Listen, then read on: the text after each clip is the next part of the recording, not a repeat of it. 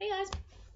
So as you can see from the title below, this video is about basically just the effects of an eating disorder. Like, not even just the signs and symptoms, although that's a lot of it, but just how it can ruin a life. Because I think a lot of people think, and I mean, fair play if you've never had one, I think it's just so easy to think, oh, you have issues with food. No. Because, like, when I was younger, when I thought I actually wanted one, because basically I just didn't like how I looked and stuff. I've got something on my top. I didn't like how I looked or anything. And I used to do the whole stupid, oh, if only I could be anorexic and have the control. I'm so sorry about this. I don't know what this is. What are you? So annoying. Okay, anyway, we're just going to ignore that. Basically, I used to be like, oh, if I was anorexic, I could just control this. And to be fair, I still say that. Well, I don't say it, I think it. And a lot of bulimics think it, because you just feel like a failed anorexic, basically, because you restrict for a long time and then you binge. So you just wish, oh, if only I had that control. If only I could just restrict without the binging, is basically what you end up thinking, which is basically anorexia. So it does not affect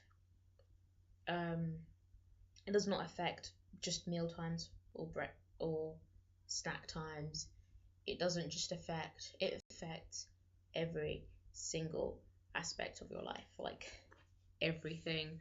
I kid you not, everything. Personally, should I tell you how it affected me? Okay, it triggered depression, like big time. And depression isn't a joke, and that was the most scary, most lonely period of time I've ever been through. And I've noticed it's when I get deeper into my ED, that's when the depression just hits, and it's scary. And I basically just became suicidal, and I didn't want to go through each day. I didn't want to get out of bed, didn't want to leave my room. I didn't want to live for a very long period of time. With depression, obviously, can come other methods of coping. Like, you can get worse, your ED can get worse. You can resort to methods such as like self-harm or whatever. So that's one aspect of how it affected me. Another aspect, oh gosh, friendships. Wow, yeah, that's a major thing. I have turned down so many times of just hanging out with my friends because I felt too fat to go out, or because food is like a really central part of like most occasions. So like birthdays, and when people say, can you come out, there's usually going to be a time when they're like, oh, I'm hungry, let's stop at so and so restaurant to eat, let's pick up a McDonald's, etc. I turned down so many opportunities to go out with my friends, and I felt so bad. And also, like, now that I'm back from uni, I want to see all my friends from home as well, but I'm gonna go do it, but like there's just a huge barrier just being all like, no, you shouldn't, you just look horrible. And it's awful. I mean, they all know about it now, so now it's not even like, if I say no, they'll probably guess why. And then that makes me feel even worse, because I just feel like they're going to be thinking, that's so pathetic, oh my gosh, just stop looking in the mirror and step out. And it's really not as easy as that. Or it should be, but it's pretty difficult. Not even just friends, like, well, yeah, friends, but like friends at uni, like it ruins your university experience. However old you are, if you're just about to go into uni, like, and you're just starting, get out of it now. It ruins your uni experience. Because do you know how many calories there are in alcohol? A lot. And it ruins everything. You don't want to go out because you feel too fat. You don't want to go out because then you have to drink your calories. If you've been during the day, you certainly don't want to go out and drink more calories. And for me, I stopped it before it got any worse, but I did have one day. Well, no, I had a few evenings where I went out to drink just because I felt so depressed, and so I just wanted to ignore my feelings. But I had one day at uni. I had a day off this day. I'm not, yeah. So there's a degree of responsibility in there, but I had a day off and I sat in my room and I drank the most calorific alcohol ever. I drank a bottle of wine to myself, and that's because I was so unbelievably depressed. I didn't want to think, and I didn't want to exist anymore. And that was because of my ED. Okay, your ED ruins your life. It ruins your family relationships. Family relationships. Okay, don't get me started on that. My mum and I have had so many arguments. She doesn't even know about the ED, and we've had so many arguments because of food. Because I won't eat what she cooks, but then I will binge on everything. And my parents are African, so I don't think they have a very limited knowledge about ED. So I think if my mum knew the signs of an ED, i.e., not eating with other people, being scared to eat in front of other people, but then lots of food going missing around the house, that describes me, and she would instantly know. But because she doesn't know that, I've gotten away with it for 4 years. But equally, because she doesn't know that, she just thinks I'm basically a horrible fat person who eats all her food. Hang on, my charger's being a bit weird. Ooh.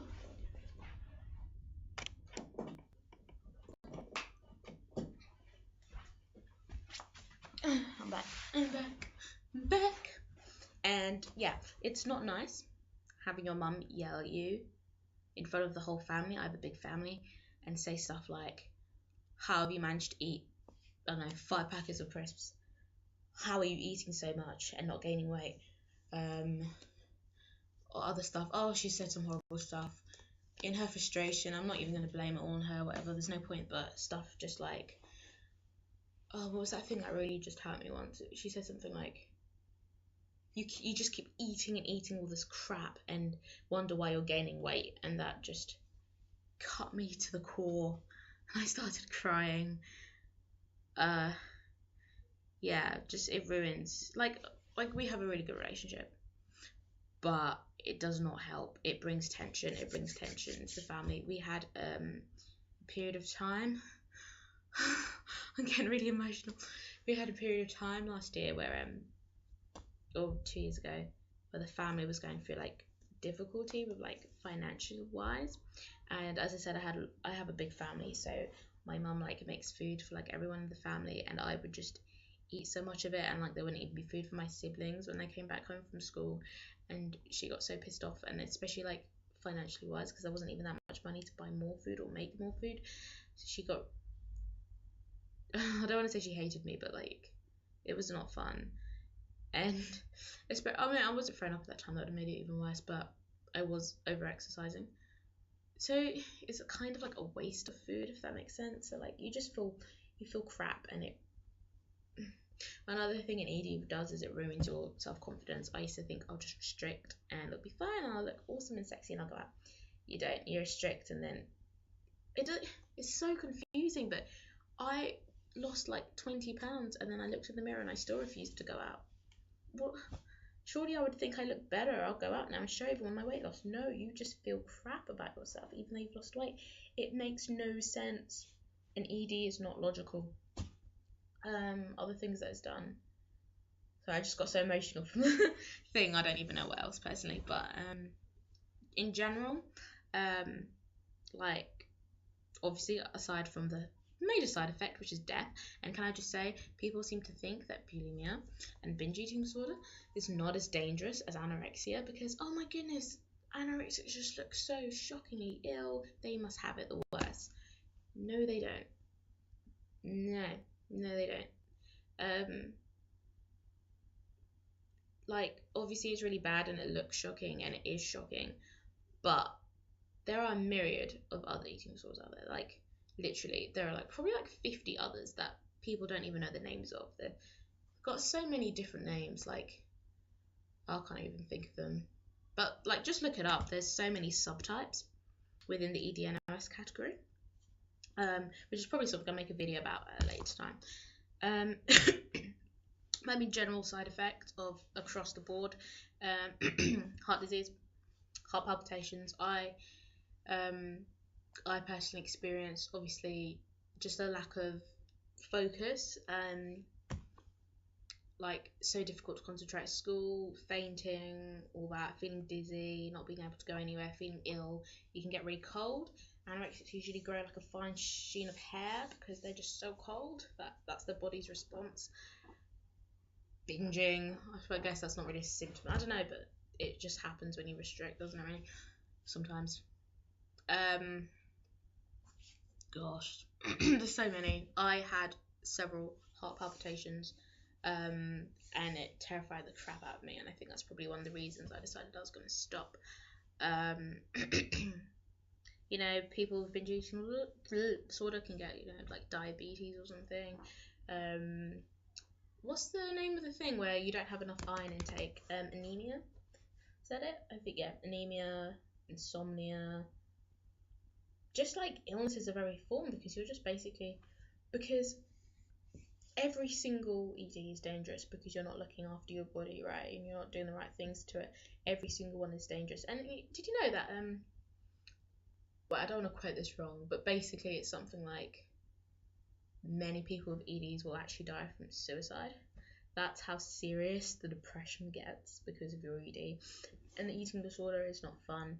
If you want to lose weight, please do not do what I did when I was young and naive and stupid. Please don't go on a diet. Don't start counting calories. Don't restrict yourself. Don't do a detox. Don't do anything to. Oh my goodness! You know what? I've just realised something, and like I'm gonna say this, and you guys are gonna be like, obviously. But to me, this is groundbreaking. Okay, ready? Detoxes should not be for weight loss. Seriously, mind blown. Because if someone had said that to me, like 3 months ago, I'd have been like, shut up. Yes, they are. What else are they for? No, they're not. They're meant to, like, you know, like clear your liver or something and like reduce toxins in your body and just make you like feel better. Do not do a detox for weight loss. It is not sustainable. There is no point. It's completely. If you're doing a detox for weight loss, unless you weigh like, I don't know, 500 pounds, even then I would suggest not to do something that drastic. But unless you need to do drastic action, otherwise you're going to die tomorrow from like just being that overweight. If you're doing a detox for losing weight, you're stupid. And I know that sounds really cruel. Okay, not stupid, but you're being stupid in that time. I've done several detoxes to lose weight. It is just. No, there is no point. Don't even diet. Just eat healthy and exercise. Please, for the love of all things that are good and green in this world, just do those things. I swear, there is no point in restricting yourself in any form. Don't even like, I mean, have you ever even done like a normal diet where you're like, oh, I'm just not going to eat chocolates and crisps, but I'm going to eat really healthy? What happens? You binge on chocolate and crisps after a week. It's not your fault. It's your body's way of responding. So I hope this has helped. Bye.